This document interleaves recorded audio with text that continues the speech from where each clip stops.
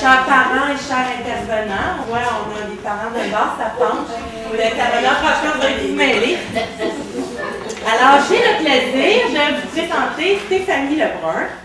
Je connais bien Stéphanie parce qu'elle vient de terminer un stage en sexologie à Dystrophie Musculaire Canada. Alors, je suis très contente d'avoir ici aujourd'hui. Donc, Stéphanie est présentement finissante au baccalauréat en sexologie légale. Tu n'as pas encore fini? La situation étant ce qu'elle est, il me manque toujours un cours.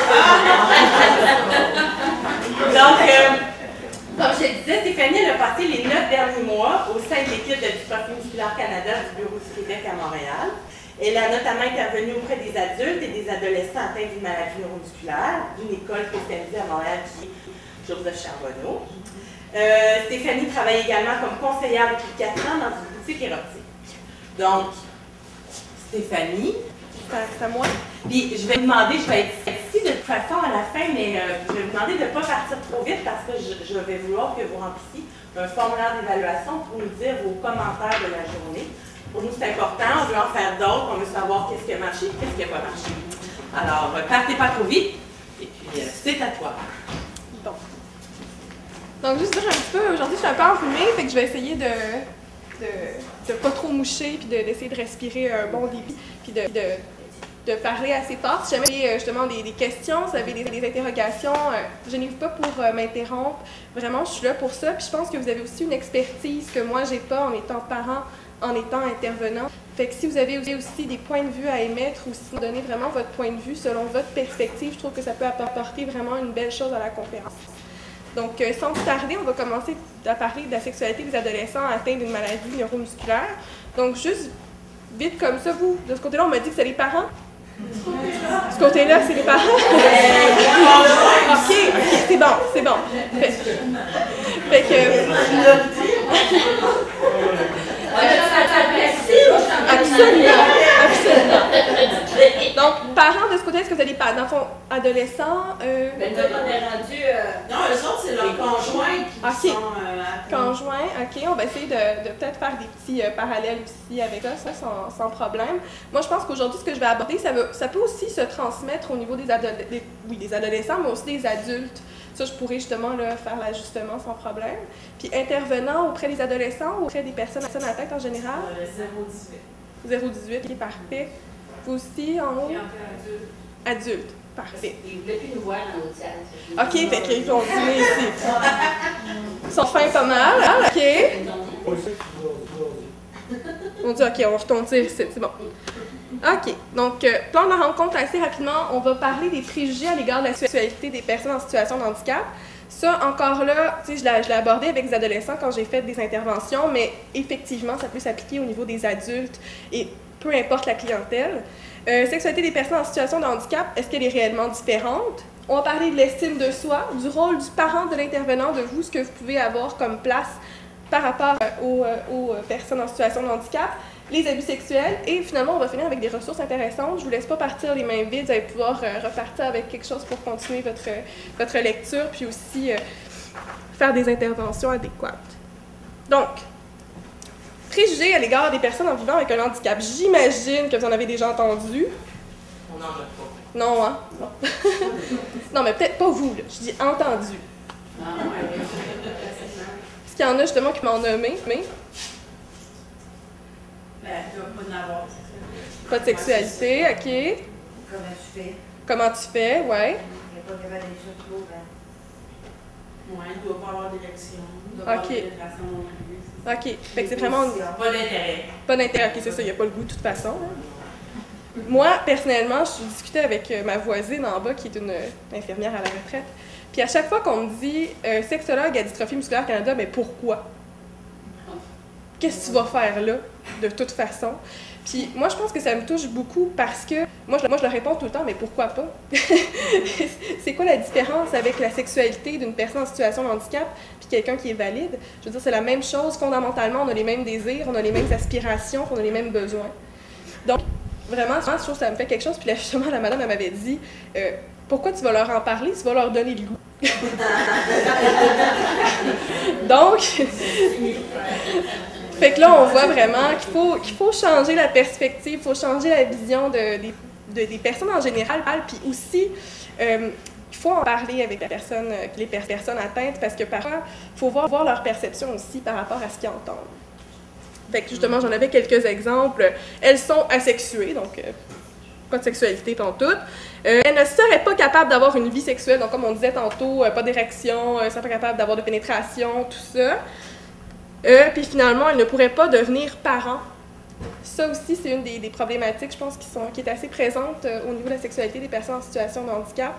On se demande si vraiment elle peut devenir parent de un, si aussi la maladie peut se transmettre, donc si elle peut s'en occuper, etc. Donc ça aussi, c'est des problématiques. Donc on ne voudrait pas perpétuer le handicap. Donc on va empêcher les gens d'avoir une sexualité parce que s'ils ont des enfants, ça va se perpétuer. Donc, qu'ils soient conscients ou non, ces préjugés-là, justement, sont hyper présents, puis ils peuvent avoir un impact vraiment là, sur la perception de la personne. Donc, il y en a parfois, là, ça arrive, là, moi j'ai entendu des jeunes adolescents qui me disaient « ben moi on me dit que je ne serais pas capable, donc j'ai décidé de ne pas avoir de sexualité. J'ai décidé d'enrayer ça de ma vie, de passer à autre chose, parce que justement, ces préjugés-là ont un impact tellement grand sur la façon dont je me vois puis la façon dont mes capacités aussi. » Donc, je ne sais pas si vous voyez ça aussi dans votre clientèle adulte. Non. Chez les adultes, un peu. Un peu. Mm-hmm. Ensuite, en quoi la sexualité est-elle différente? Donc, c'est sûr qu'au niveau, justement, des incapacités physiques, c'est clair que ça ne peut pas être pareil. On s'entend.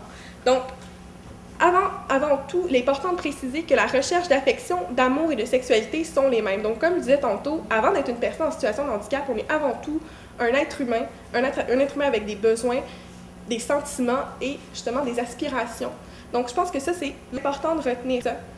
Avant de voir la personne comme une personne en situation de handicap, je pense qu'il faut la voir comme une personne. En tant qu'être humain, qu'est-ce qu'elle ressent? Ensuite, justement, ils n'ont pas une sexualité différente puisqu'elles désirent, aiment et éprouvent du plaisir comme tout être humain. Donc ça, c'est vraiment, je pense, la clé qu'il faut tenir avec les personnes en situation de handicap. Pause.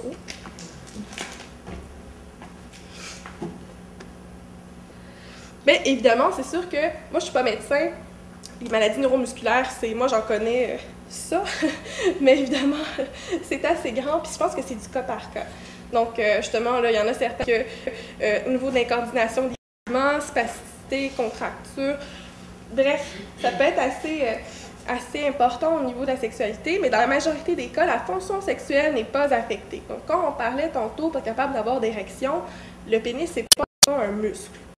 C'est un tissu, bref. Fait habituellement, les hommes sont tous aussi capables d'avoir une érection au niveau de la femme également, lubrification, tout ça, ça se fait super bien.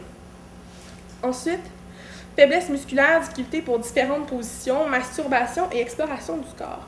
Ça j'ai senti beaucoup de frustration au niveau des personnes qui ne sont même pas capables elles-mêmes de se donner du plaisir.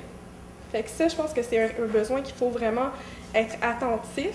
Puis aussi, il faut le dire, à Dystrophie musculaire Canada, c'est déjà arrivé qu'on donne des subventions pour donner des accessoires, des trucs, justement, là, des trucs adaptés.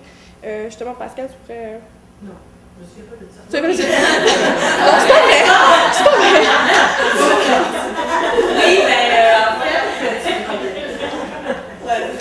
Oui, en fait, tu sais, bon, les ergos vont recommander des aides techniques, pour la mobilité à la maison, tout ça. Puis oui, il va arriver que les ergos vont recommander des aides techniques au niveau pour faciliter la sexualité, que ce soit un vibromasseur. On a déjà installé comme un genre de vibromasseur en dessous d'une table pour que la personne passe avec son fauteuil roulant. Donc, je veux dire, c'est sûr que c'est toujours l'ergo qui va recommander, mais on oublie souvent que c'est une fonction importante comme se déplacer dans la maison, pouvoir utiliser la maison, la mobilité, tout ça. Ben, la sexualité, c'est un peu la même chose. Donc, il va y avoir des recommandations, puis nous, on est toujours ouverts à pouvoir aider à ce niveau-là. Puisque maintenant, Stéphanie connaît beaucoup d'équipements. Ça, on peut facilement se référer à Steph pour savoir qu'est-ce qu'on pourrait utiliser comme, on appelle ça des jouets érotiques. C'est pas mal plus... entre autres, justement, ben moi, je fais une petite parenthèse à ma boutique. C'est déjà arrivé justement que j'ai des personnes qui sont un petit peu à avoir les accessoires érotiques, mais c'est surtout des coussins. C'est vraiment là, pour favoriser le confort. Certains accessoires qui vont être légers, ergonomiques, qui vont être faciles à prendre. Donc, c'est vraiment pour faciliter les rapprochements. Puis aussi, on oublie souvent la place de la sensualité. Ça, je pense que quand on a la vision de la sexualité qui est comme ça, donc quand on voit juste pénétration, les positions du Kama Sutra et tout ça, je pense que c'est sûr qu'une personne en situation de handicap ne peut pas répondre à ça. T'sais, parlons de la pornographie, parlons de justement des images des médias. C'est sûr qu'une personne en situation de handicap ne peut pas, puis même une personne valide, c'est pas évident de répondre à ces critères-là. Donc, nécessairement, il faut voir aussi la sensualité. J'avais un reportage justement dans les foyers où il y a des personnes à mobilité réduite, on vendait beaucoup de plumes. Donc, pour justement là, avoir un autre contact avec le corps, on va jouer beaucoup avec les contacts de la peau, justement là, le toucher. Ça va être beaucoup ça. C'est sûr, c'est une sexualité qui est différente, mais je pense qu'il faut entendre différente et pas bonne. C'est vraiment ce mot qui... C'est vraiment le mot qui me vient à l'esprit. Je ne sais pas si vous aussi, c'est ça que vous aviez entendu. Non, c'est une sexualité différente, mais pas ennuyante. Exactement. Fait que c'est ça. Je pense que, comme je disais tantôt, si on a faut enlever les œillères. Faut enlever ça pour justement être capable de voir la sexualité d'une façon qui est différente. Puis, exactement, ouvrir ses portes. Donc, ensuite, on parlait aussi, faiblesse autour des muscles du vagin, du pénis, atteinte du système nerveux, mais ça dépend vraiment là, du type de maladie pour laquelle on est atteinte. Je pense que ce serait plus encore le médecin qui pourrait répondre à ces questions-là. Encore faut-il être à l'aise d'en parler au médecin, mais de plus en plus, je pense que les médecins et les ergothérapeutes sont ouverts à ce genre de demandes-là. De plus en plus, je pense qu'il y a beaucoup de sexologues dans le centre de l'adaptation aussi, il y a Sarah Chasson qui est là, fait que ça s'ouvre un peu. C'est sûr que des fois, le médecin, c'est un peu effectivement gênant, puis sont eux-mêmes encore plus gênés, quasiment. Mais je pense que le réseau de la santé, le système est de plus en plus ouvert, donc on en retrouve des sexologues prêts à répondre aux questions, spécialisés là, au niveau des maladies. Je pense qu'il faut encourager aussi à demander, si jamais justement il y a quelqu'un qui n'est pas là, est-ce qu'il y a un sexologue ou une sexologue sur place, est-ce quelqu'un que je peux parler? Pour ça, pas avoir peur de demander, parce que quand il y a de la gêne, apparemment, tout plaisir. Donc, justement, là, défoncer des portes, gênez-vous pas pour aller chercher l'aide dont il vous faut, parce que ça existe. Si vous n'êtes pas, je vous l'annonce, vous n'êtes pas tout seul dans cette situation-là. Les personnes qui sont en situation de handicap ne sont pas seules. On a eu l'occasion d'échanger beaucoup là, dans le cadre des interventions que j'ai faites, puis le besoin est là. Le besoin est vraiment là. Ensuite, évidemment, il faut composer avec les limites de chacun des partenaires, soit de un seul ou ça peut arriver parfois, justement, les deux partenaires sont en situation de handicap. Là, il faut justement travailler puis tout ça, mais c'est toujours possible de parler à un ergothérapeute, comme on disait tantôt, pour fournir les aides techniques. Il y a même un site internet qui est fait exprès, donc ça s'appelle Come As You Are. En français, c'est Venez tel quel. C'est ça, Venez tel quel. Venez tel quel, en fait, c'est un site, je pense que c'est à Toronto. Fait que je pense pour ça qu'il est un petit peu plus complet en anglais. Si vous êtes un peu meilleur en anglais, c'est plus facile. Puis en fait, justement, il y a différents accessoires adaptés, tout ça, mais j'ai vu un peu, là, mais n'importe quel sex shop aussi, ça pourrait, ben n'importe quel. Peut-être pas n'importe quel, là, mais quelques-uns des sex shops, ça peut se trouver aussi, qu'est-ce qu'il y a sur ce site-là. Mais c'est vraiment intéressant du fait que ça existe justement des accessoires adaptés qui sont faits pour justement faciliter les rapprochements, quelles que soient les limites physiques. Mais dans le fond, ce que je veux dire, c'est qu'il y a une panoplie d'accessoires adaptés qu'on peut visualiser là. Exactement. On peut aussi les commander au sex shop. Oui, mais on ne peut pas les commander là? Oui, tu peux les commander là. Tu peux les commander en ligne. Mais si, moi, je suis bien visuelle, je suis bien touchée, là. Fait que c'est sûr que si, admettons, vous aimeriez avoir un toucher, justement, aller voir les accessoires, habituellement, dans les boutiques érotiques, ça, vous les retrouvez pas mal toutes, là. Mais je parle pour la mienne c'est comme la plus grande, fait que c'est la plus grande. Fait que c'est ça, c'est pour ça que j'ai beaucoup de choses, mais c'est sûr, je suis pas au courant à Québec, qu'est-ce qu'il y a par exemple. Comment? L'Anétique. Ils ont 2-3 succursales. On va aller faire un petit tour. Ah David, on va aller Planet X.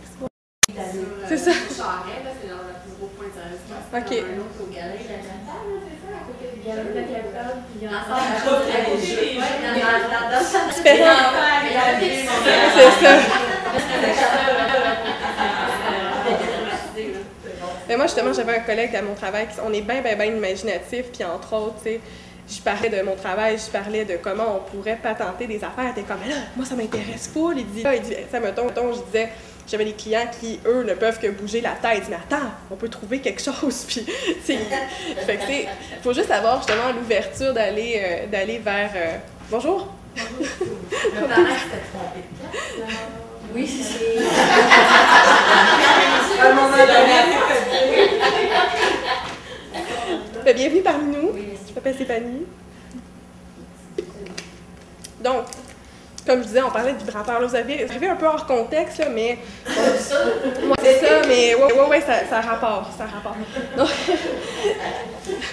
Donc, vraiment, comme je disais, c'est ça. Faut composer avec les limites qu'on a, mais justement, on parlait tantôt de sexualité différente, mais pas ennuyante.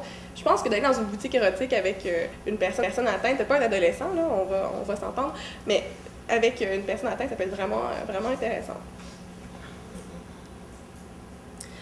Là, justement, on parlait des limites, composer avec ces limites, l'importance de la communication. Je pense que, justement, on parlait des couples tantôt, là, vraiment parler de ses besoins à nous, les besoins d'autres, pour justement trouver un juste milieu, un terrain d'entente.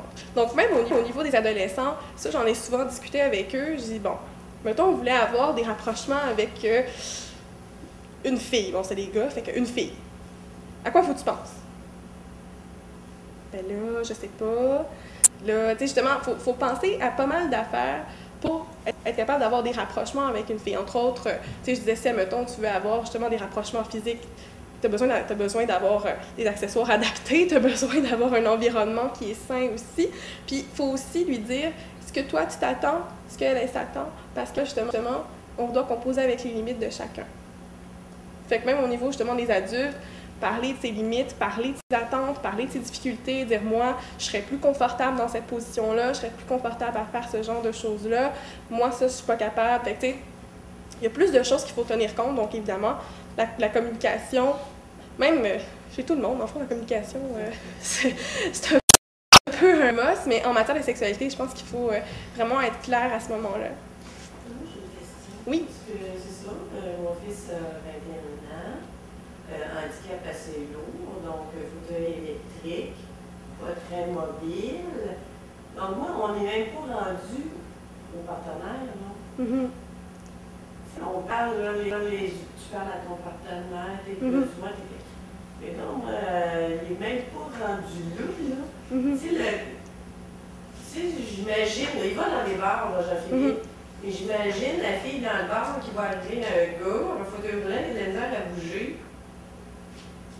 Puis, ben oui, c'est intéressant, là, mais tu sais, la marche est haute, là. Ouais, c'est sûr qu'il y a une bonne marge. J'ai hâte de voir ce qui va sortir.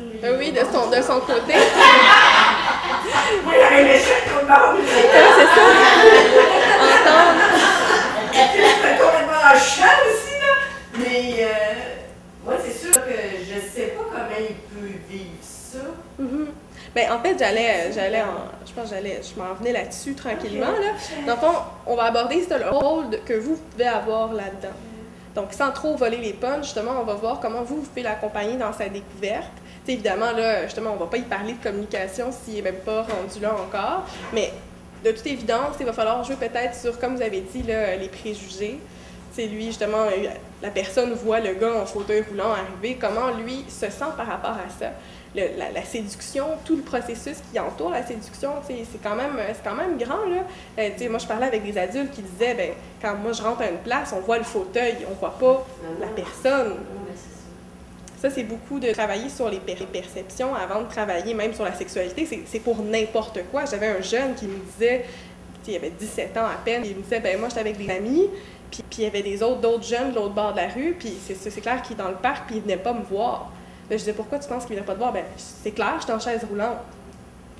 Fait que, moi, je disais, t'es sûr que c'est parce que t'es en chaise roulante? Il y a des gens qui peuvent pas t'aimer, tu peux pas plaire à tout le monde. Est-ce que t'es sûr que tu attribues ça vraiment au fauteuil roulant? Puis il dit, oui, sûr que c'est ça.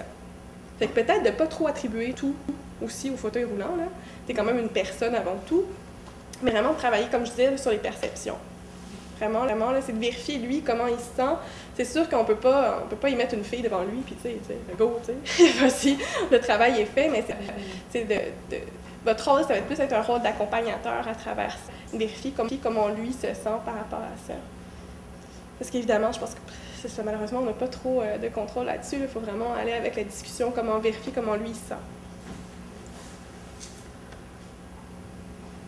Donc, comme je parlais tantôt aussi, aborder le sujet de la parentalité. Donc, la parentalité, justement, là, expliquer les enjeux liés à la procréation et de répondre à ces questions. Il va sans doute comprendre si son enfant serait atteint ou non. Donc, justement, vérifier si c'est une inquiétude par rapport à ça, parce que j'avais un jeune qui me disait, ben là, il dit, faut que j'apprenne comment bien me protéger, parce que si la fille elle tombe enceinte, elle va avoir un bébé comme moi. Là, c'est de revenir à la normalisation, vérifier qu'avec lui, justement, là, est-ce qu'il peut fonder une famille? Est-ce que, tu sais, c'est pas vrai que c'est tout le temps, tu sais, comme par exemple, je parlais de la Duchenne, c'est pas vrai que c'est... Pardon? Héréditaire, exactement. Donc, c'est pas vrai que c'est héréditaire, ça, puis il était bien étonné qu'on lui dise, ben non, si t'as un enfant, il sera pas en situation de handicap comme toi. Puis il était bien saisi. S'assurer peut-être qu'il comprend les enjeux par rapport à la parentalité. Puis aussi, tu sais, voir si justement il y a il a le droit d'avoir des projets de famille, il a le droit d'avoir... je connais plein de personnes atteintes justement qui ont des enfants puis qui s'en occupent, qui sont super bons parents. Là. Fait que c'est de vérifier aussi ces projets, comment ils les voient. T'sais. Estime de soi. Donc on en parlait un peu tantôt. Les adolescents en situation de handicap ont bien trop souvent l'impression de ne pas correspondre aux standards de beauté vécus dans la société, ce qui a pour conséquence néfaste sur leur estime de soi, évidemment. Ils éprouvent beaucoup de sentiments négatifs à l'égard de leur corps et ne le percevraient pas comme étant désirable. Donc, justement, comme on parlait tantôt, ne serait-ce que dans la pornographie, justement, t'as bien beau leur dire que c'est pas la réalité, mais eux se disent, même si je serais pas capable de faire ça.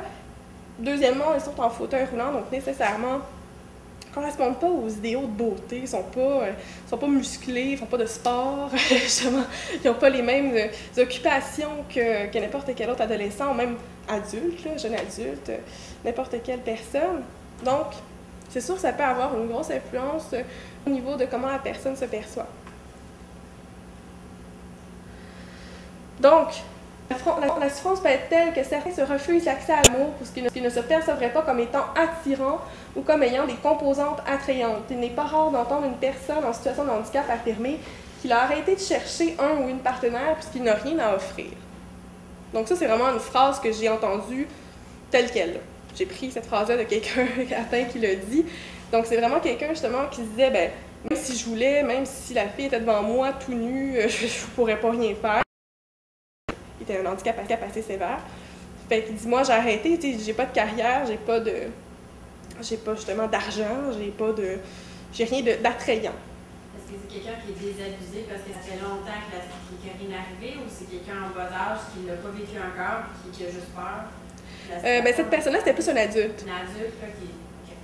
Ça, cette dimension-là, je la percevais plus chez les adultes que chez les adolescents. Donc, vraiment, là, quand je faisais avec ma clientèle adulte, là, ça ressortait, là, tu sais.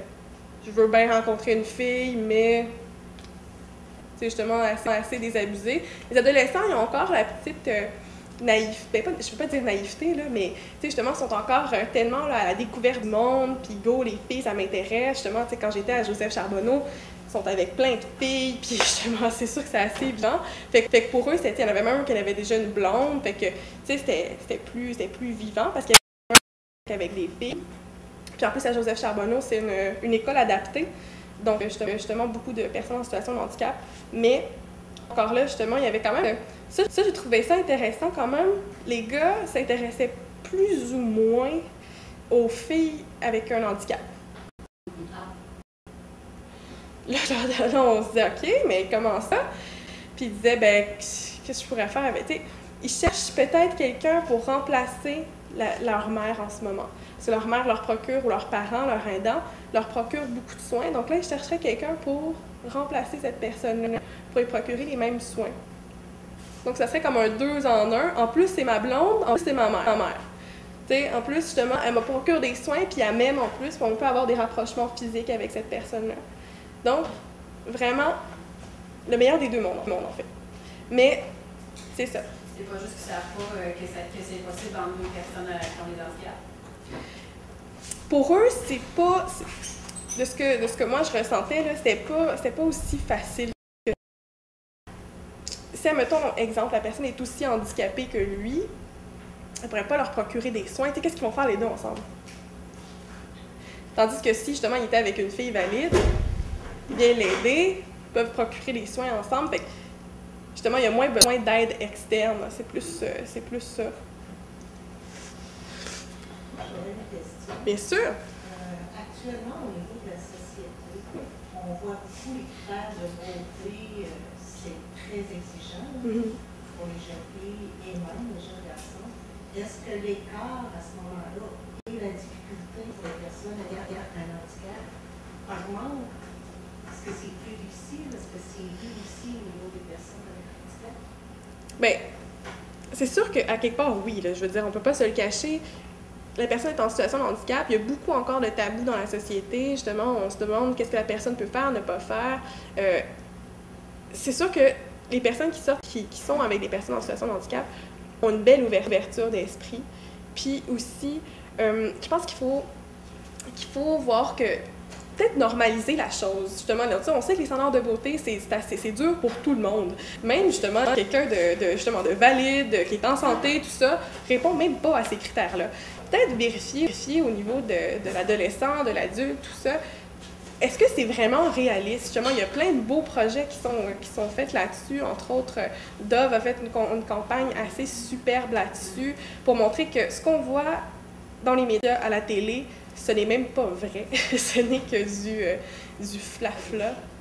Fait que, justement, oui, ça peut créer une difficulté, mais je pense que cette difficulté-là, elle est présente pour tout le monde. Fait que je pense que c'est beaucoup de normaliser toutes ces choses-là, de dire, admettons, oui, c'est dur pour toi, mais c'est même pas atteignable pour personne. Fait que c'est de rendre ça normal pour tout le monde. Je pense que les critères de beauté, là, c'est n'importe quoi, là. On va se le dire, là. Ah oui. Bien, ça, les personnes en situation de handicap le ressentent, les adolescents en général le ressentent tous. Fait que c'est de dire justement la personne, justement l'adolescent, avant d'être une personne handicapée, c'est un adolescent. Fait que n'importe quel adolescent ressent ces pressions-là, puis il faut être à l'écoute de ça. Comment on peut faire, mettons, comme parent, comme intervenant, ou tu vois, comme parent, pour faire en sorte que cette image-là sociale ait moins de répercussions, tu sais, comment il faut agir là, pour diminuer ça?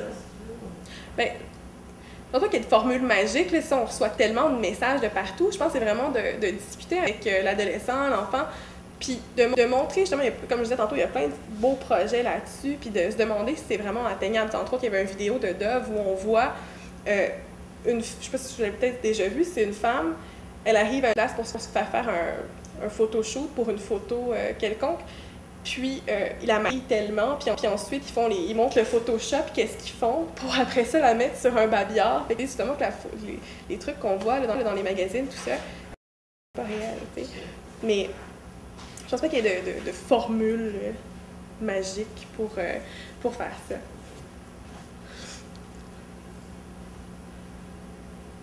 Donc, encore une fois, je disais, par rapport à l'estime de soi, vérifier la santé psychologique de l'adolescent. Donc, justement, on parle beaucoup de la santé physique. Vérifier aussi si l'adolescent se sent bien, s'il y a des symptômes de dépression, s'il est en colère, s'il est extrêmement triste. Parce que, comme on disait tantôt, l'estime de soi, vraiment, ça peut avoir des répercussions assez énormes sur l'ensemble de la psychologie adolescente. Fait que vraiment s'assurer que tout va bien de ce côté-là. Il faut être sensible à ça et être à l'écoute. Donc, solution pour l'intervention au niveau de l'estime de soi. Pour être intéressant pour la personne atteinte d'être en contact avec d'autres personnes atteintes également. Cela peut être une source riche d'échanges et d'inspiration pour l'adolescent. Justement, il y a plein de personnes à Dystrophie musculaire Canada qui sont extrêmement inspirantes. Si justement on s'implique socialement, encourager la participation ou l'implication dans diverses activités afin de promouvoir le sentiment de compétence et d'accomplissement, puis favoriser les échanges avec les pairs. Donc justement, souvent quand on est en situation de handicap, les sorties sont difficiles. On parlait beaucoup de solitude. Fait que briser l'isolement, aller voir d'autres personnes, favoriser les échanges. Puis aussi, le sentiment d'accomplissement, je pense que c'est quelque chose qui est assez important. Comme on disait tantôt, les personnes en situation de handicap ont souvent l'impression d'être bonnes à rien. Justement, ils peuvent rien faire, tout ça. Donc, vérifier vraiment que la personne puisse se sentir compétente au moins dans un domaine, n'importe lequel. T'sais, justement, à Dystrophie musculaire Canada, il y a beaucoup d'activités que les gens peuvent s'impliquer, puis faire avancer les choses, puis ça, c'est vraiment intéressant. Je suis d'accord. Ben, madame, là, tu me dis, sort d'un Elle bar. est allée Je suis allée au oui, bar. là, moi, je vais vous dire ce qu'elle dit. Elle dit, ma mère, elle voudrait savoir. Non, mais vous avez dit, pas d'un bar. J'espère pas le faire ma caméra. Non, mais vous avez dit, il va d'un bar. Puis là, d'un bar, tu sais, c'est poser la question, c'est une place, ça, d'un bar, pour rencontrer du monde. Est-ce que, avec ce handicap, est-ce que c'est vraiment Il va pas là pour rencontrer. Il va là, il change des choses. C'est ça, c'est ça. Ok. C'est pas, moi, je pense que, je trouve que les activités sociales, l'école et tout ça, c'est une place beaucoup plus foisonnante pour rencontrer que dans un bar. Parce que il y en a sûrement qui rencontrent des bars, mais Parce que dans un bar, c'est spécial comme, tu sais. parce que dans un bar, c'est vraiment du tape à l'œil, on peut dire, là. Tu sais, c'est très... Effectivement, si elle arrive dans un bar avec son fauteuil et tout, puis la fille, il n'a pas parlé, qui, tu sais, effectivement, ça peut, tu sais, elle ira peut-être pas vers lui, mais dans un groupe social où la personne est amenée à échanger, à parler, ben, tu sais, la fille ouverte, là, elle va voir ce qu'il y a à l'intérieur de lui, ce gars-là, tu sais. C'est pas tout le monde qui va le voir, mais oui, tu sais, il y en a qui peuvent le voir, dire, hey, wow, il est génial, ce gars-là. Tout ça. Mais c'est sûr que dans un bar, la musique super forte. Quoi? Le beau gars, puis le bon gars qui est là. C'est ça, quand faut se donner le temps, je pense, de baisser les tabous, puis justement de se faire découvrir lui. C'est comme on dit dans le bar, là. On n'a pas le temps là, de se faire découvrir, mais justement quand on Ça veut dire qu'on va pas dans les bars. Non, mais non. Mais non. Oui, on est dansé. Non. Oui.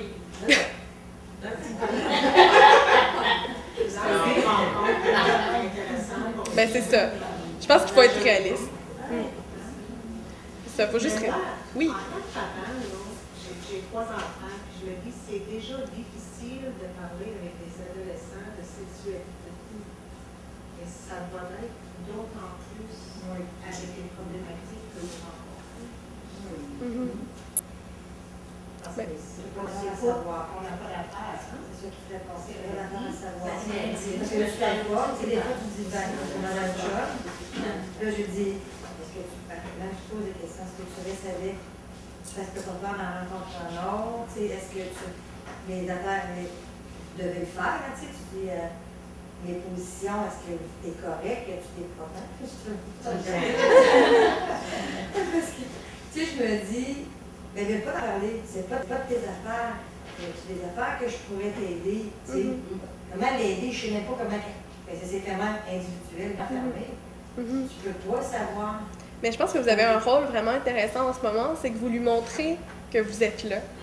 Vous lui montrez que vous êtes là si jamais elle a des questions, si jamais elle a justement des inquiétudes par rapport à quelque chose. On a les petits poids. C'est ça. Je pense que... La porte est ouverte. Oui, c'est ça. Attends, laisse-la aller ça, là.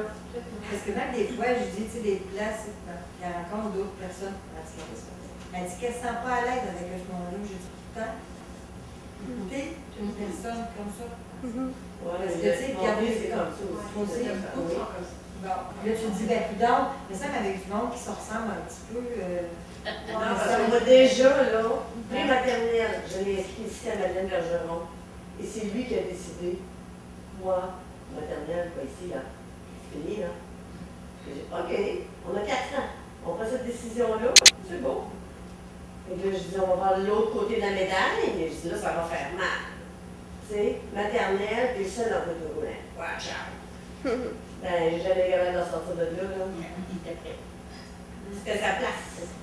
Il a fait son primaire là, il a fait son secondaire, il a son cégep de fête, il est à l'université. Et effectivement, il ne côtoie pas des gens handicapés. Comme aujourd'hui, j'étais contente parce qu'il était là quand il y a eu le père de personnes qui avaient là. Tous des sujets, là, tout. touche à elle, là, parce qu'ils ont du vécu aussi, là. Là, tu vois, il y a des gens qui sont comme toi, tu peux discuter avec les gens. Madame à côté d'elle, qui a Lucille, elle parlait pas de ça, c'est moi qui ai ouvert la conversation, tout ça. Que d'or, là. C'est vraiment en étant en contact, je pense, avec quelqu'un qui nous ressemble, avec d'autres, justement, comme je disais, parler avec les pairs, s'impliquer socialement, que là, on peut ouvrir des portes, par rapport même à soi-même, justement, là. Peut-être qu'on s'attend à ce que ce soit les autres qui nous découvrent, mais peut-être que nous aussi, on va les découvrir. Fait que justement, mettons, quand on prend par exemple votre fils qui n'était pas en contact du tout avec les personnes en situation de handicap, pour lui, ça l'intéresse peut-être pas, tu sais. Mais est-ce parce qu'ils ont peur de voir des limites qu'ils peuvent avoir ou qu'il y en a qui sont meilleurs, mais peut-être dans la réalité, nous aussi, on est dit normal en guillemets, il y a du monde meilleur que nous autres, puis moins bon que nous autres, puis est-ce que, je sais pas, la vision qu'ils voient... Je pense qu'il y a peut-être deux côtés à voir. D'un côté, peut-être qu'ils voient ça, si je suis avec une autre personne en situation de handicap, ils voient ça comme d'autres handicaps ajoutés, d'autres contraintes, d'autres choses, c'est encore plus lourd, t'sais. Ou sinon, d'un autre côté, ça peut juste être que, d'un côté, justement, ils veulent, comme je parlais tantôt, avoir une personne valide, c'est plus facile parce qu'elle peut nous aider aussi dans la vie de tous les jours. Ils voient ça, justement, comme un deux dans un, là. Fait que c'est soit... C'est un ou l'autre, mais tu sais, en même temps, peut-être que ça peut être vraiment pas ça non plus, là, entre autres, peut-être que votre fils, justement, il aime pas ça être marginalisé, il aimait peut-être pas ça être, justement, là, être mis à part avec les personnes comme lui, là. Peut-être qu'il aimait ça, justement, non, moi, je suis comme n'importe quelle autre personne, je vais aller à l'école normale, je vais faire le parcours normal, puis ça sera pas un frein à mes ambitions. Fait que je pense que peut-être que c'est vraiment pas parce que il voulait pas avec les personnes handicapées, mais peut-être que je pense que peut-être lui voulait se considérer peut-être comme quelqu'un à part entière, normal, puis rien d'être... Moi, je suis dans une école spéciale, là. C'est pas ça, là. Il réussissait même à faire oublier, le handicap aux autres. J'ai déjà joué au primaire, les gars sont venus me voir avec une planche à boulettes, parce qu'ils avaient eu ça en cadeau. Puis on dit, je vais la tienne, Les gars, elle avait pas la mais tu sais, les petits gars, eux autres, s'attendaient que j'appuie ça, avec sa planche aussi, comme tout le monde. Pour ça, tu sais, c'est ça, là. Les gens, oui, il y a un fauteuil, mais quand tu le connais, puis socialise, il va rencontrer une fille, qui ne verra plus son fauteuil, qui va voir Jean-Philippe, le bon gars, peut-être plus difficile que... C'est sûr que les embûches sont là, puis tu sais, on va pas dire le monde est beau, le monde est fin, c'est sûr que c'est grave, mais c'est possible, tu sais. Pour être impliqué dans les sports à la cour, puis de voir des adultes, il y en a beaucoup qui ne bougent pas comme le fait, qui ont une langue à côté. C'est beau à voir, dans le fond, la progression, parce que moi, je suis à l'enfance, que j'arrive dans un monde de performance, puis les voir, il y en a plusieurs. Puis, ce que je trouve plus malheureux de ma perception de thérapeute, c'est que je vois plus que c'est les jeunes hommes ou les hommes plus vieux handicapés qui vont avoir une femme à côté. Puis, inversement, je vois les filles handicapées qui font le sport qui, eux, n'ont pas. Puis moi, je le remarque, sûrement qu'elles ici doivent le remarquer qu'ils n'ont pas de conjoint à côté. Fait que ça, c'est quelque chose que j'ai remarqué. Je ne sais pas si c'est généralisé, mais je trouve ça plus touchant que l'ouverture des filles vers quelqu'un qui a un handicap en version plus facile que l'inverse. Ouais, tu peux rentrer dans les stéréotypes, dire que les filles sont plus proches d'un sentiment, voient plus la personne. Mais encore là, je pense que ça existe aussi, là, des hommes. Là, ça existe. Ça existe. Là, on en a. Justement. Est-ce que vous allez aborder un peu plus tard le quand et comment on doit parler de la sexualité avec les jeunes enfants? Ben non, on peut en parler maintenant. Quand et comment? Honnêtement, est-ce qu'il y a vraiment un bon moment? Est-ce qu'il y a vraiment un mauvais moment? Ben, honnêtement, je pense qu'il y a toujours des occasions qui sont super intéressantes pour parler de sexualité. Ça peut être, justement, peut-être des petites occasions, je sais pas, moi, il y a un film, on peut en discuter, tout ça. Quand on parlait tantôt, votre fille, elle s'en va voir son copain, parler de contraception, parler de ces choses-là. Est-ce que tu es capable de bien te protéger? Sinon, ça existe même des condoms adaptés. espèces de petits condoms avec des languettes, donc c'est vraiment plus facile de l'appliquer. Fait que ça aussi, c'est vraiment des choses qu'on peut discuter. Je sais pas si ça répond à votre question. Oui, non, mais c'est plus concrètement, là, en tant que parent, mettons que je suis maman. Je veux dire quand est-ce que je devrais commencer à l'aborder, puis si je me fais répondre sur tes affaires, ben ça m'inquiète, là. Je voudrais que ma fille puisse se protéger, je voudrais qu'il arrive rien, je voudrais pas qu'elle se fasse abuser. Mais je pense pareil. C'est comme les affaires que je dis, tu le fais. Je pense que tu fais ça, tu fais ça. Je mets des points pareils. Écoute-moi pas si tu veux pas, mais je te dis qu'est-ce que tu fasses à quoi tu fasses attention. Ben, peut-être justement, si elle veut pas vous parler, bon, peut-être lui donner de l'information écrite. Elle veut pas. Bon, c'est ça. Vous, c'est ça. On va y aller vers. C'est ça. Moi, c'est ça comme nous autres, on a 3 ados, 15, 17, 19 quasiment, puis on a quasiment pas parlé d'argent parce que Internet, ça dit tout. Ils ont même plus de cours de sexualité à l'école. Moi, ils n'ont pas besoin de savoir rien, ils savent tout. Mais ça, c'est dangereux. Sa génération, je pense qu'ils savent tout déjà. Mais c'est parce que Internet, c'est. On en parle nous ensemble, on ne veut pas savoir, je suis au courant. On est niaiseux, nous autres. C'est ça. Ils en savent beaucoup, mais ils savent les bonnes choses.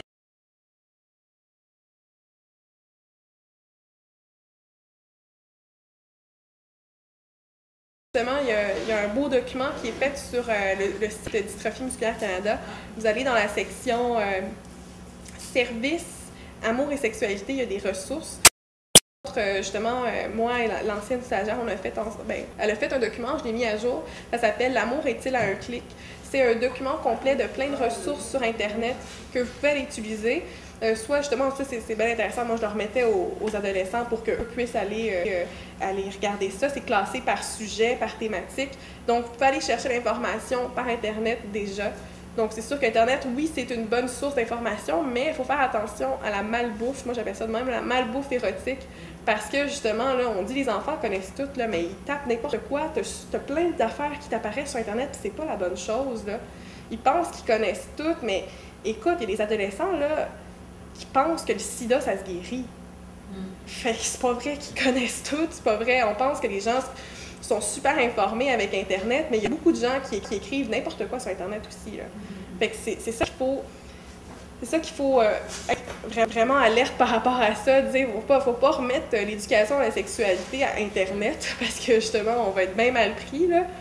Mais non, Internet, c'est pas bon. Non, les enfants n'entendent parler d'autres c'est comme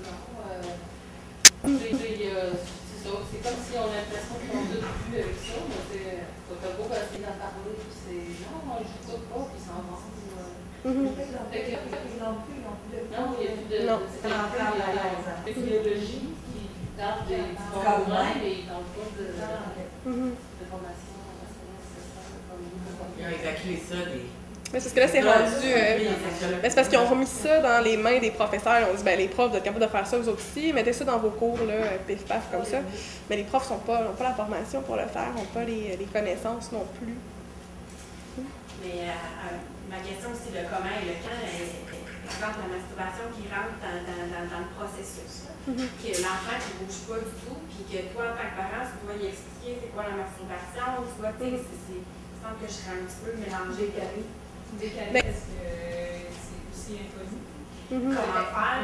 Je me sens pas bien en tant que mère de faire ça. Non, c'est sûr, dans aucun cas, vous devez le faire là, à sa place, mais en fait, c'est vraiment de... Si vous...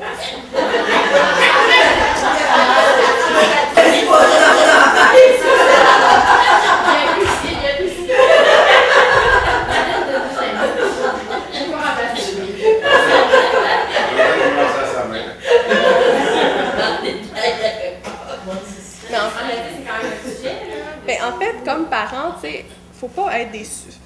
les parents, je pense qu'on a souvent le réflexe de vouloir être la personne qui va être tout dans de notre enfant, mais faut apprendre à laisser aller un peu. Si vous n'êtes pas à l'aise, ça va paraître. Puis je pense que c'est pas le bon message à envoyer à un adolescent, à un enfant.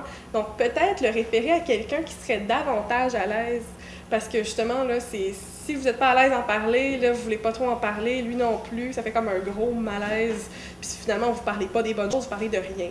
Oui, mais des fois, tu es à l'aise d'en parler, mais tu sais même pas quoi y dire parce que tu sais pas qu'est-ce qui existe comme adaptation, Si je peux bien y parler, là, oui, c'est le fun de la masturbation, puis t'es rendu là. Mais si oui, maintenant, regarde, je suis même pas capable de me toucher. Dans ce cas, on pourrait proposer, est-ce que tu aimerais qu'on ait rencontré un ergothérapeute ensemble pour t'aider dans l'exploration de ton corps? Parce que justement, on peut faire une belle ouverture par rapport à ça.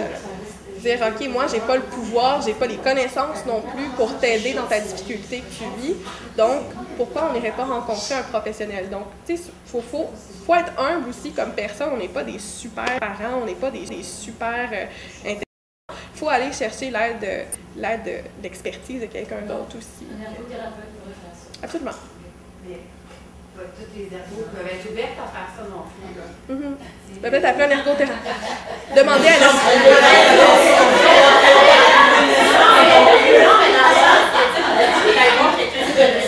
mais comme ici, on est champion, on a des sexologues à l'IRPQ, puis on a une personne, ça soit les infirmières, les ergothérapeutes, mais quelqu'un qui est en région, là, qui appelle la générale pas mal. Mais même à Montréal, moi je travaille dans un CRDI à Montréal, puis on n'a pas de sexologue. On n'a pas.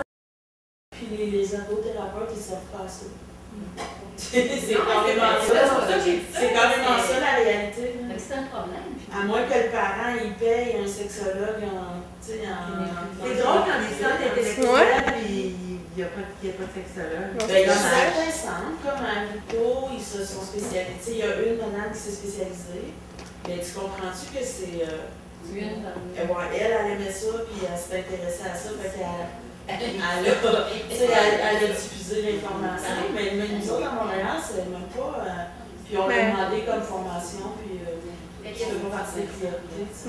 faudrait qu'exemple, à l'association, si quelqu'un appelle, que vous avez des listes d'ergothérapeutes qui seraient intéressés ou d'infirmières ou qui. Il en pleut pas, moi, selon mes connaissances à moi, il en pleut. Honnêtement, je pensais qu'il y en avait plus que ça. Parce que je pense qu'à Lucie Bruno, même, il y en a. Oui. Mais il y en a.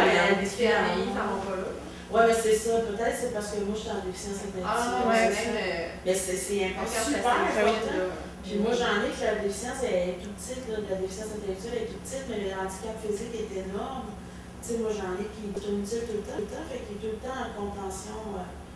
Ben là, quand même que je parle là au beau Mathieu, là, il y en a des besoins sexuels il y a 21 ans, mais crime, il est pris de même jour et nuit. Tu sais, qu'est-ce que je fais avec ça, là? C'est troublant. Tu vas répondre à ça, interlothérapeute. Moi, je veux juste dire que je pense que ça dépend beaucoup des endroits, ça dépend beaucoup des programmes. Puis effectivement, c'est pas nécessairement reconnu des ergothérapeutes nécessairement. Mais je pense que si le besoin est là, c'est surtout aussi que les gens nous entendent. Pas nécessairement non plus. Si le besoin est là, demandez-le. Puis en tout cas, il y a moyen de faire des références, il y a moyen de travailler avec les sexologues, puis de trouver des intérêts. C'est beaucoup, les gens en parlent beaucoup, puis les ergots, on ne sont pas tant habitués nécessairement que les gens leur en parlent, donc je ne vais pas nécessairement toujours questionner ça. Donc c'est un cercle vicieux finalement que c'est toujours beaucoup comme sujet. Que ce soit une feuille normale pour handicapé, c'est un sujet tabou. C'est ça. C'est un sujet tabou. Je pense que ça vient un peu de là, mais... Je vois ma fille parler avec l'ergot, moi, de ça. Ben, je suis certaine qu'elle ne posera même pas une question, elle ne sortira pas le pénis parce que elle va être trop bloquée. Voyons là si on parle de ça avec un étranger. Tu sais, pas faire à dire, là, mais c'est ça que c'est là. Elle nous parlait à nous autres en tant que parents. Mais des fois, c'est plus facile. C'est bien plus facile de parler à quelqu'un qui connaît moins, c'est pas son parent, il ne jugera pas, tu sais. Puis, des fois, ça peut être surprenant.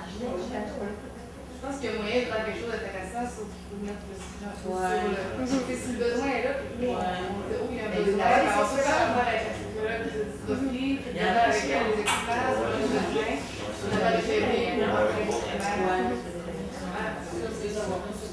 Et comme je disais tantôt, si on ne le demande pas, on n'aura pas de réponse. C'est un peu à ça que ça revient. Là. Mais Il doit y avoir des sexologues, vous devez consulter deux sexologues en sexualité à l'université. Là, pour l'instant, ils sortent pas, là. Non, c'est ça.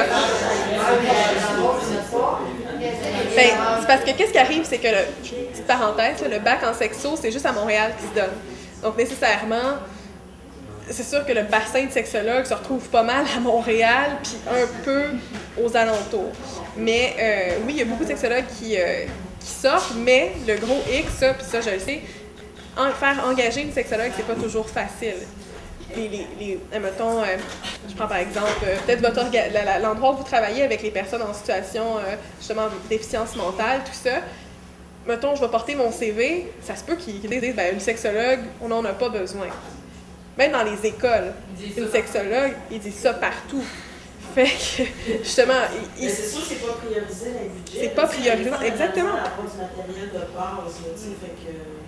Exactement. Fait que, encore comme sexologue, on a beaucoup notre si place à faire. Si tu es gêné toi-même dans ta propre sexualité, puis que t'es pas trop...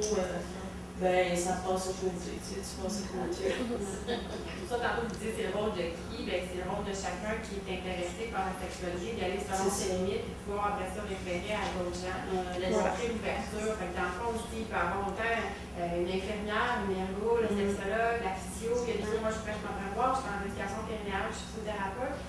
Puis dans le programme qu'on a à l'Université de Montréal, présentement, il y a la sexologue Frédéric qui vient faire une portion aussi. Fait qu'ils sont de plus en plus physiologues qui sont en éducation périnnéale pour aider ceux qui ont des faiblesses dans la région du périnée, proche de la gêne, de l'anus, du pénis, de pouvoir les aider à réduire l'ondulature. Fait que ça aussi, si c'est une problématique, mais par la base, cette physiologue peut être un peu plus ouverte. Oui, c'est ça. Pouvoir en parler aussi. C'est trouver dans votre région la personne qui peut le faire, sinon c'est sûrement se référer à l'association sur votre site ou l'appeler à l'IRVQ ou ailleurs à Montréal. Mais je pense que l'important, c'est que le besoin va ça. Peu importe quel intervenant. C'est que finalement, si quelqu'un se sent bien avec Annick, qui est suivi depuis longtemps avec Annick, fini par y en parler. Annick, elle va l'avoir en tête. Annick, ça va être votre spécialiste. Mais c'est vrai, par exemple. Ça va pas dire elle qui va avoir la réponse, mais on va peut-être pouvoir aller chercher dans notre chose. Oui. Puis moi, ce que je me rends compte aussi, c'est qu'avec ma clientèle à moi, il y a beaucoup qui parlent. On le ressent, leur besoin, comme ils sont rendus là. Mais là, c'est à moi de traduire en mots. Ça, je suis à l'aise. Sauf que, est-ce que lui, il est à l'aise que moi, j'en parle à ses parents, tu sais? Est-ce que les parents sont rendus là? Est-ce que, tu sais, c'est tout un monde, tu comprends? Ouais. Il y a besoin de l'espoir, par exemple. Exactement, tu sais, lui, il reste attaché à son fauteuil pareil, hein, même si on en parle. C'est vraiment besoin. Tout à fait. Tout à fait. Fait que là, pour l'instant, moi, je parle des choses de la séduction, des choses qui sont accessibles à lui, tu sais, des amis qui sont autour de lui, en tout cas. Tu sais, je reste dans des choses sur lesquelles il peut vivre des réussites et qu'il y a un certain contrôle d'être le fun avec le monde pour au moins attirer les filles. Mais tu sais, la partie vraiment plus sexualité physique, là, moi, je ne suis pas très outillée, en tout cas. Bien, je pense qu'il y a aussi un gros travail à faire au niveau des institutions, puis de tout le contexte, là, la sexualité justement les personnes qui sont placées dans des institutions, ça c'est aussi une grosse problématique. Fait que aussi, c'est de voir les ouvertures par rapport au milieu d'abord, puis d'ensuite justement travailler avec ça, parce que c'est souvent le milieu lui-même qui crée des contraintes pardon. Fait que c'est de vérifier justement votre manœuvre. Qu'est-ce que vous pouvez lui proposer? Là, vous ne proposerez pas n'importe quoi si le milieu n'est pas d'accord avec ça. Ouais, fait que c'est ça aussi. Je voulais juste faire un commentaire à madame, je voulais juste faire un commentaire que je conçois que ça soit super difficile d'en parler avec votre fille parce que moi, j'ai une famille hyper ouverte au niveau de la sexualité, je ne voulais rien savoir, je ne voulais rien entendre parler. La meilleure façon, ça a été de mes parents de laisser traîner des livres. Puis moi, quand j'ai été en âge d'avoir mes sous et d'aller m'acheter des choses, ben, je suis allée moi-même à la librairie m'acheter 2 livres que je savais qu'ils étaient avec des belles valeurs qui expliquaient comme il faut. T'sais. Mais moi, ça a été ma façon à moi, puis j'avais rien à cacher à moi. J'avais pas rien de pauvre ordinaire dans ma sexualité. Fait que oui, je pense que oui, ça peut être une façon complètement comme normale pour ta fille de lier avec sa propre sexualité. Absolument.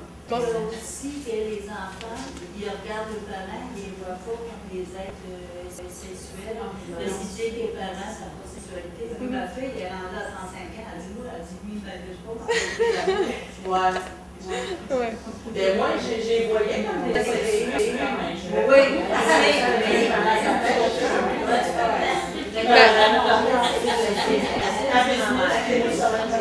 À ce moment-là, si jamais...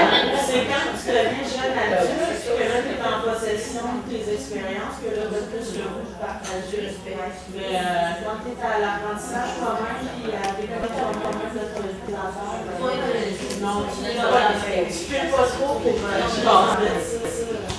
Ben, si jamais, par exemple, vous sentez que vous n'avez pas justement de pouvoir sur ça va vous m'écouter ou non, peut-être aussi vérifier si avec une autre personne ça passe mieux. Ouais. Justement, là, ma mère, je ne la vois pas comme quelqu'un de sexué. OK, peut-être que justement, il y a peut-être un cousin. Avec les ça passe mieux qu'avec leur mère. mais c'est normal. C'est normal aussi.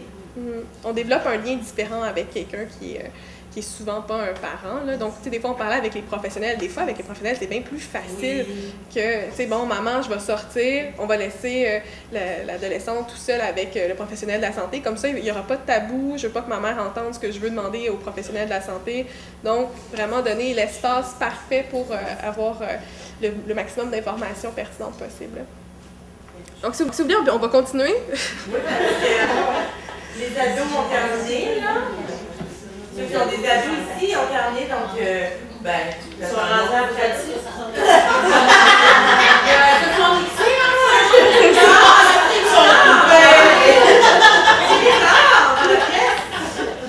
Donc, l'intervention sexologique, ça permet de fournir à l'adolescent des informations justes et pertinentes sur des sujets variés. Donc, on parlait tantôt d'Internet.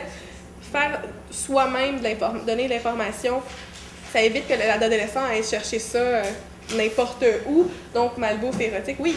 Ou, on en avait parlé, moi et Camille, mais c'était pas par rapport à la sexualité. Tu sais, laisser traîner des affaires, là. Au bord d'une tasse, du comptoir, de même, nonchalamment. Mine de rien, pas des guides et tout. Puis, ou, tu sais, sur le bureau, des fois, l'information, il faut laisser l'information faire son chemin. Exactement. J'ai donné des livres carrément à mes nièces, là, mais comme dans leur sac, voilà, leur bagage, pour que justement qu'il n'y ait pas à passer par maman pour le, tu sais, comme là, je suis cachée ou si tu voudras dans ta chambre. Tu vas faire ça quand ça me tente pas, puis tu vas voir. Exactement. Puis aussi, ça permet d'établir une relation de confiance. Donc, si je sens que j'ai un problème, si je sens que j'ai une inquiétude, bien, je sais que j'ai quelqu'un de confiance à qui aller parler, à qui aller poser les bonnes questions. Puis ça, c'est important. Parce que s'il nous reste juste Internet, on n'est pas bien parti, là. C'est ça. Fait que justement, d'avoir une personne de confiance, justement, si c'est pas vous, que ça soit quelqu'un d'autre, de s'assurer que cette personne a un lien de confiance avec elle. J'imagine qu'on peut le demander directement à son adolescent, hein? Bien, est-ce que quelqu'un... Ça sonne bien, hein? Pourquoi pas? Est-ce qu'il y a quelqu'un avec qui tu serais plus à l'aise, justement? Exact. Tu sais, moi, je vois peut-être que ça fonctionne pas, mais avec qui tu penses que ça serait plus à l'aise? Ou peut-être aller justement, si, mettons, si on parlait tantôt, vous, ça a fonctionné avec vos nièces, bon, aller voir peut-être avec une tante, tu sais, penses-tu que toi, tu serais plus à l'aise de te poser une couple de questions? Pourquoi pas? Pourquoi pas? Bon, votre rôle en tant que parent ou intervenant, ça peut être assez varié. Par exemple, vous pouvez agir à titre d'informateur, donc comme on disait tantôt, donner de l'information, laisser traîner de l'information, justement, laisser traîner des pages, pourquoi pas des pages web ouvertes sur des sujets différents, justement, être disponible pour répondre à les questions quand il y en aura. Justement, il ne faut pas brusquer les questions, là.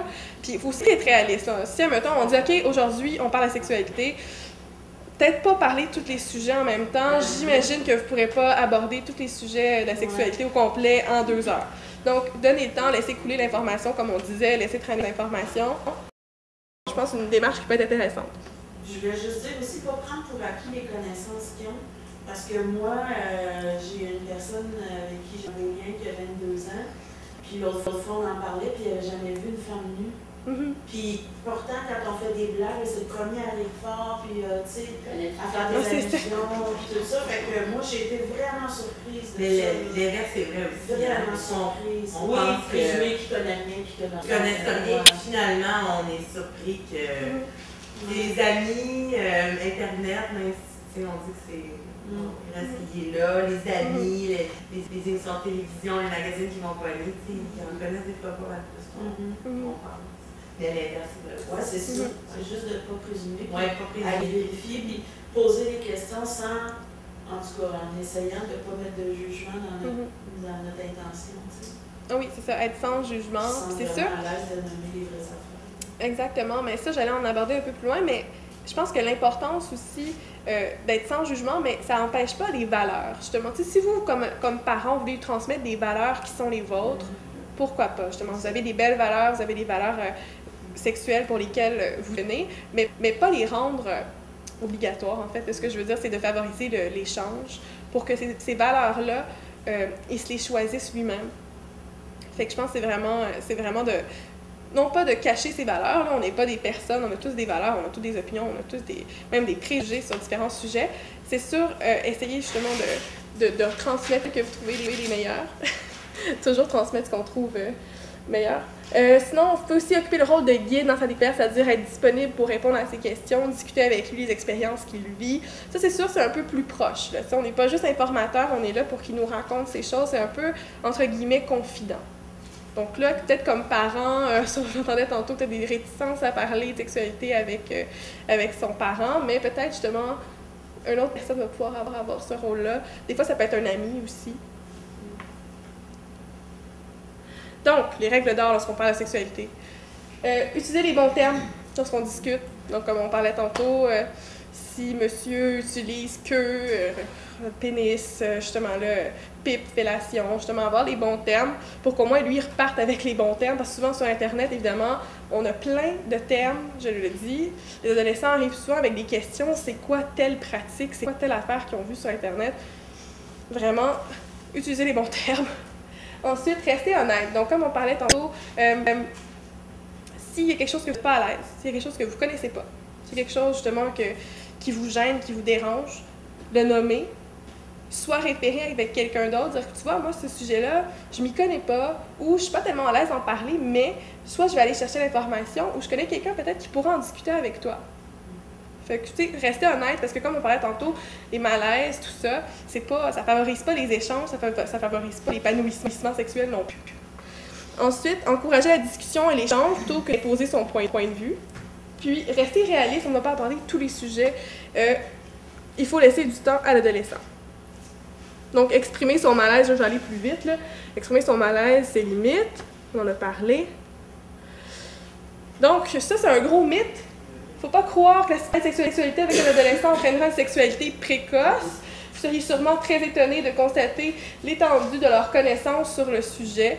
Donc, c'est pas vrai que de parler de sexualité avec quelqu'un, ça va lui donner le goût, comme disait ma chère voisine. Mais vraiment, ça va plutôt lui donner les outils nécessaires pour faire face au moment où ça va lui arriver. Bon, non plus, il ne faut pas croire que l'adolescent nous révélera toute sa vie amoureuse et sexuelle. J'imagine justement qu'il veut garder son jardin secret. Il faut respecter ça, pas défoncer les portes. Laisser quelques informations, c'est des choses qu'il veut partager avec vous, ça va être bien. Il va s'agir de le faire changer d'opinion sur un sujet. Il s'agit plutôt de l'amener à réfléchir en donnant des pistes de réflexion. Il doit se faire son opinion par lui-même. Donc ça, justement, il y a plein d'exemples qu'on peut donner par rapport à ça. Tu sais, par justement, exemple. Une fille m'aime pas, elle veut pas me faire de fellation. Donc là, justement, travailler sur cette attitude-là. Penses-tu que si, justement, une fille veut te faire une fellation, c'est parce qu'elle t'aime? Est-ce qu'il faut qu'une fille te fasse une fellation parce que vous êtes ensemble? Donc, travailler sur les attitudes, pouvoir travailler, justement, pour faire changer son opinion. Donc, quelques sujets pertinents à aborder. Puberté, donc justement, quand les changements arrivent, discuter de ce qui se passe dans le corps, si justement il y a des problèmes au niveau des médicaments, parce que certaines maladies neuromusculaires, à cause des médicaments, ça cause un retard au niveau de la puberté, il faudra en discuter. Homosexualité, pourquoi pas, dans n'importe quelle tranche de personnes, ça arrive. La différence, donc handicap versus valide. Les ITSS, donc souvent les jeunes vont se dire « ouais, je connais tout », c'est pas vrai. Donc laisser traîner de l'information.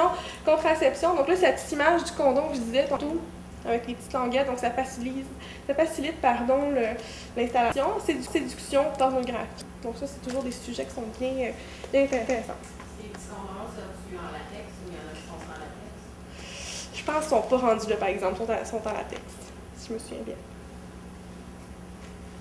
Donc, abus sexuels, malheureusement, c'est une problématique qui est assez présente chez les personnes qui sont en situation d'handicap. Il y aurait plus de risques, évidemment, que les adolescents valides d'avoir été victimes de situations de handicap. Donc, évidemment, il faut être sensible à ça, dénoncer n'importe quelle situation que vous jugez inadéquate, que vous avez des doutes, vérifiez. Soyez alerte par rapport à ça.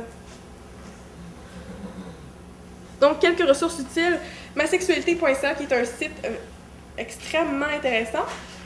Agression sexuelle, donc si jamais on a des doutes, comment déclarer une situation abusive. Aimer sans violence, c'est un site pour les adolescents qui explique la violence dans les relations amoureuses. Jcapote.com, c'est évidemment condom. Je parle comment parler avec son adolescent, comment aborder certains sujets. Et Dystrophie musculaire Canada pour différents documents qui sont présents sur le site. Est-ce que c'est Dystrophie musculaire Canada qui a tous ces sites-là? Dans le document L'amour est-il à un clic, oui. OK, quand on va sur www.muscle.ca, vous faites Québec, service, puis il y a un espace qui s'appelle Espace Jeunesse. Puis dans l'espace jeunesse, il y a plein d'articles, il y a L'amour est à un clic, il y a le guide pour les parents, il y a vraiment plusieurs ressources. Désolée, c'est pour le Easy to Use, je ne sais pas trop, là, tantôt, le site. Comment dire, ouais. Il y a du nom pareil. Easy to Use. Non, mais dans L'amour est à un clic, ils sont tous là. Parfait. Tu parlais d'adaptation. Même chose, mais là, justement, ça, je voulais parler avec toi. Il faudrait mettre en ligne mon projet d'intervention. Il y a déjà un projet d'intervention qui est mis en ligne, c'est le projet de l'ancienne stagiaire qui était là. Donc, ça vous donne des idées si vous voulez faire justement des activités pour l'intervenant, justement, si vous voulez faire des activités de groupe, aborder certains sujets avec les adolescents, ça peut être super intéressant, donner des idées, justement, quel genre de sujet on peut aborder, puis comment le faire. Puis, je pense que c'est fini.